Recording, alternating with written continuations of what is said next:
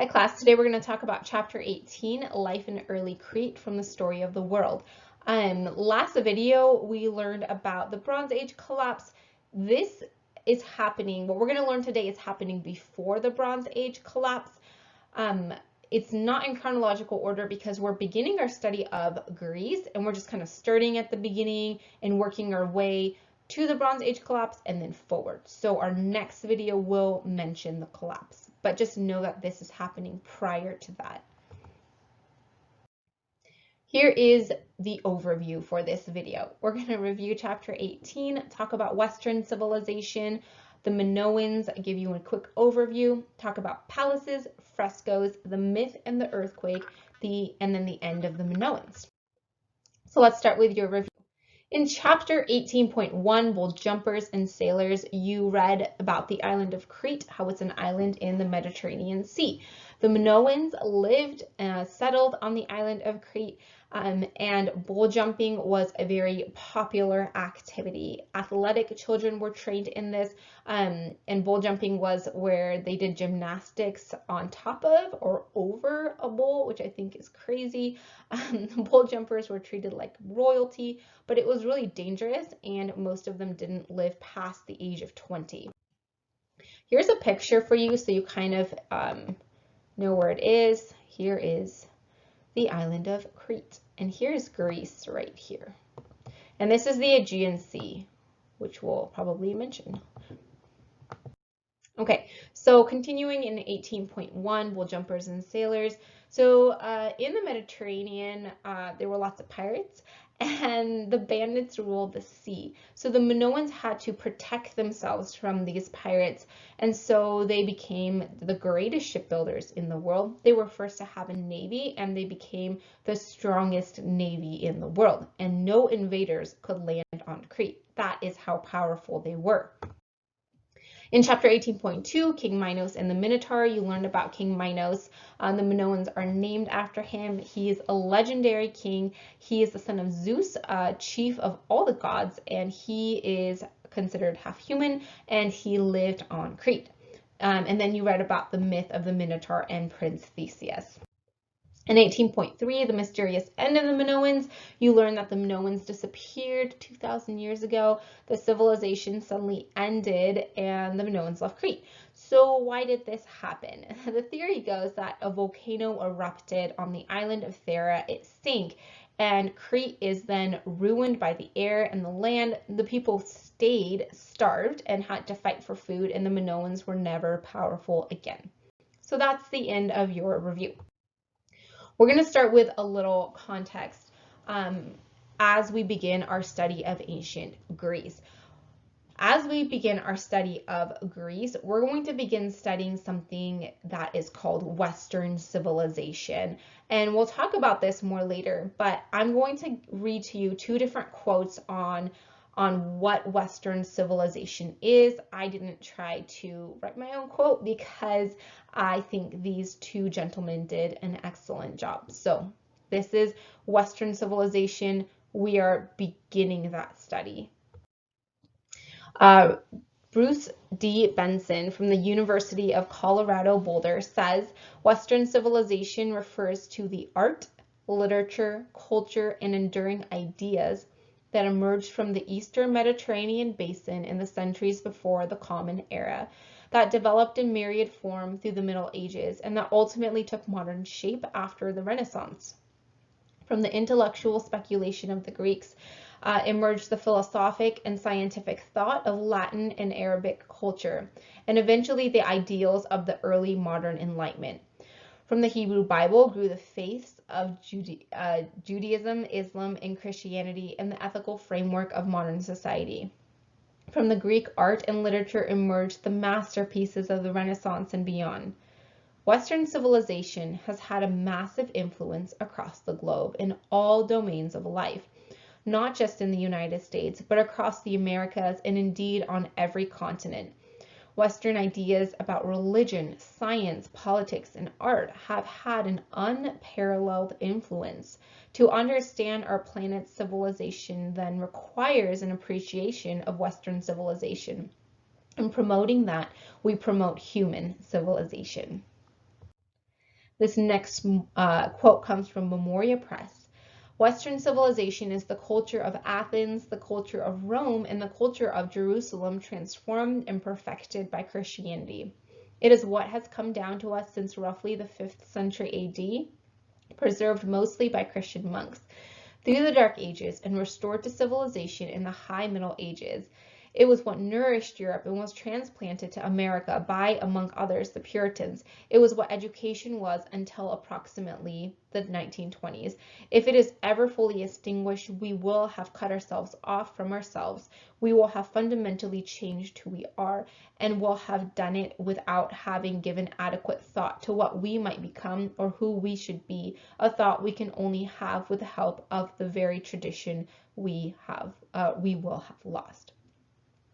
So I know those are two really full quotes. Hopefully you didn't get lost in them, but basically it's trying to say that we I want you to understand, I guess, that as we begin our study of Greece and eventually Rome and then Christianity, that these ideas that emerge are going to begin to take shape, and they are so pivotal and important in human history, and it's just so important to study and to understand Western civilization. So hopefully you understood those two quotes, and now we're going to start talking about the Minoans.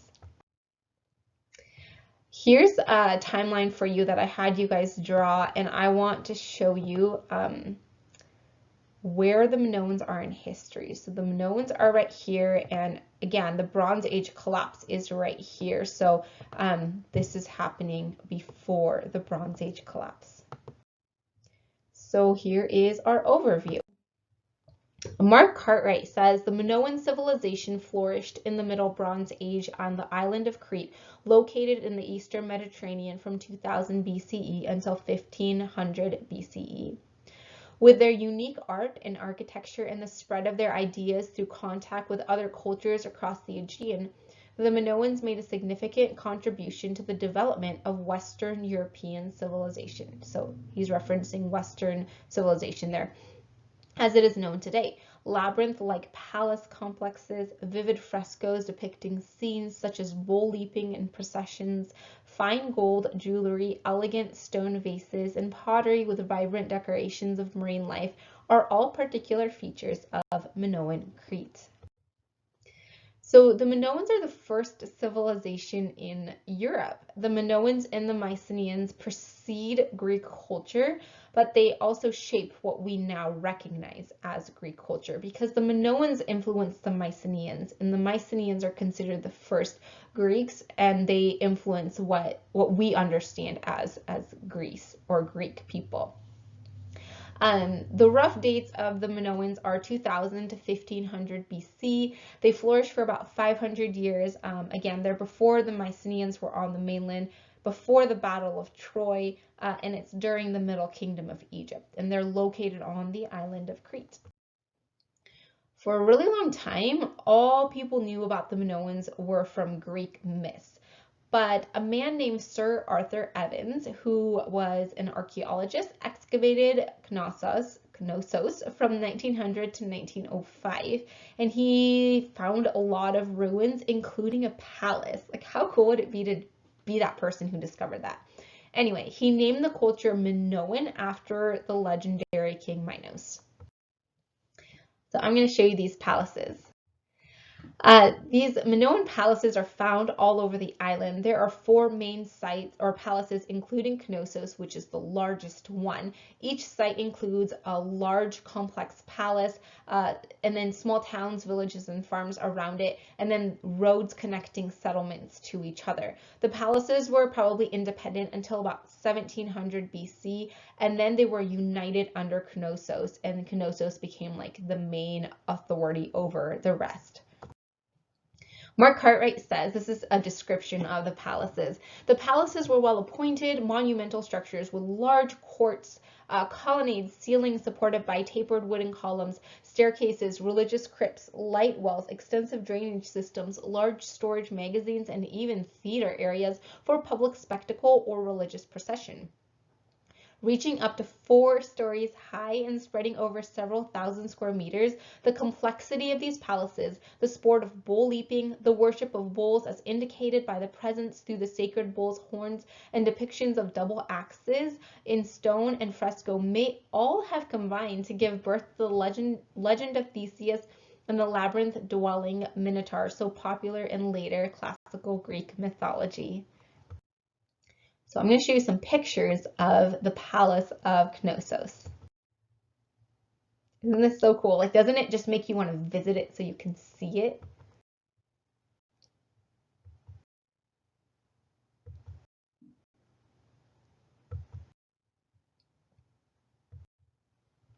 Here's a picture I think somebody drew or created, so you can kind of see what it might have looked like.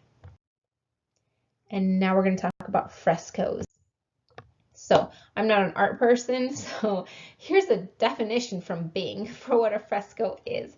A fresco is a painting done rapidly in watercolor on wet plaster on a wall or ceiling so that the colors penetrate the plaster and become fixed as it dries.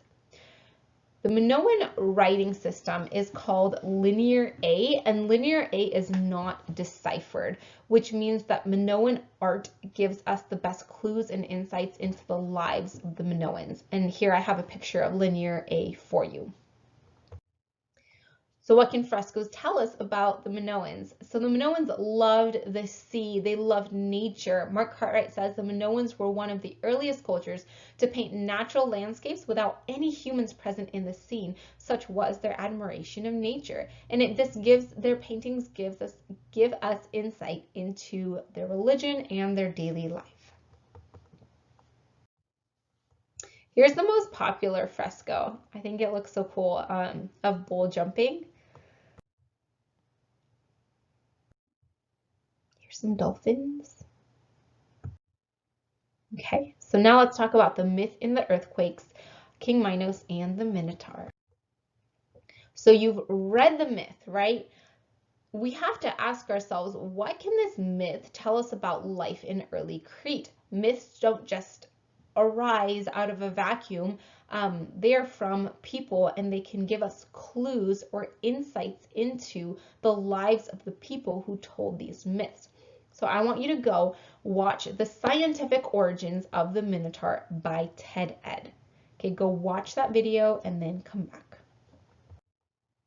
Okay, so now that you've watched that video and kind of understand the possible origins of the myth, I'm going to give you some further analysis by Susan Wise Bauer about this myth and about what it can tell us about the Minoans and their lives. She says, presumably the worshippers who took part in bull jumping were young, athletic, and ready to die.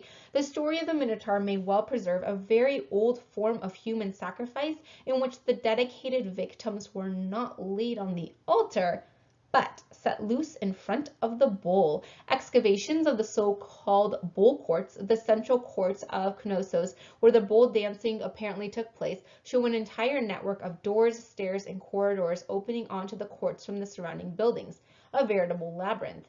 There is another connection between the Minotaur story and the religious practices of Crete. The 14 victims are eaten by the Minotaur. The sacrificial site uncovered at Canosos indicates some sort of ritual feasting on the dead. What sort of divine anger requires this kind of sacrifice? In the later Greek version of the Minotaur story, Poseidon, the god of the sea, is also called Earthshaker, and the bull is his sacred animal. The island of Crete and the seas around it were constantly shaken by earthquakes and the destructive waves that followed. Only constant pleading to Earthshaker could stave off the threat that came from the sea. So I just find that really interesting. So let's talk about the end of the Minoans. Was it a volcano? So why did this civilization end? I just want you to know that scholars really, really disagree over this.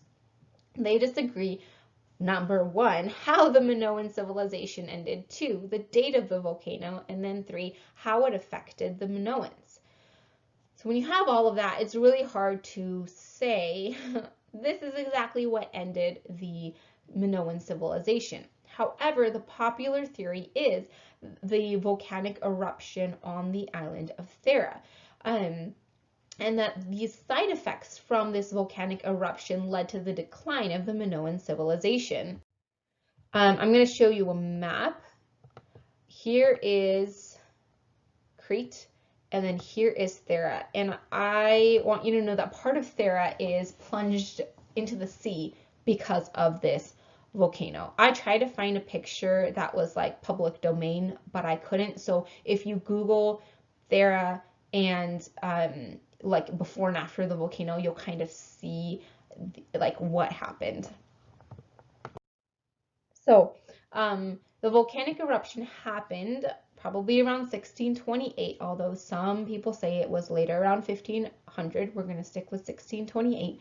Mark Cartwright said, preceded by earthquakes of a magnitude of 7 on the Richter scale, which destroyed the town and created 9-meter high tidal waves. The eruption itself probably occurred a few days later and released an estimated 15 billion tons of magma into the atmosphere, making it the largest volcanic eruption of the last 10,000 years. The entire island was buried in a thick layer of ash as 7 centimeters of ash covered sites in northern Crete. So I want you to think about, like, okay, you have earthquake, these huge ones, and then you have 9-meter high tidal waves, and then you have a volcanic eruption. Like, that's a lot of stuff happening. Susan Wise Bauer talks about how this volcano may have affected the Minoans. She says, for a little while after Thera's explosion, the Minoan civilization continued as usual. Eventually, though, the population began to shrink, the houses grew shabby, trade trickled to a halt. The decline may well have been related to the volcanic eruption. Indications on Thera itself suggest that the volcano erupted in late June or early July, just before the harvest. Ashfall blown by the wind missed the western end of Crete, but certainly reached the eastern half of the island, perhaps destroying a season's worth of food. Traces of ash on the shores around Thera suggest that the eruption caused a tsunami that submerged nearby islands, and that may still have been over 30 feet high when it crashed against the shores of Crete, 25 minutes after the eruption. The huge cloud probably blocked the sun for some time. Electrical storms, heavy and violent thunderstorms, and sinking temperatures followed. For months, the sunsets would have been a deep blood red. So the popular theory is that all of these things led to the decline of the Minoans to the point where they just couldn't exist like they had before. And the Minoan civilization just kept dwindling until the island of Crete was taken over by the Mycenaeans around 1450 BC. And we'll talk about the Mycenaeans in our next video. So thanks for watching, and I'll see you next time.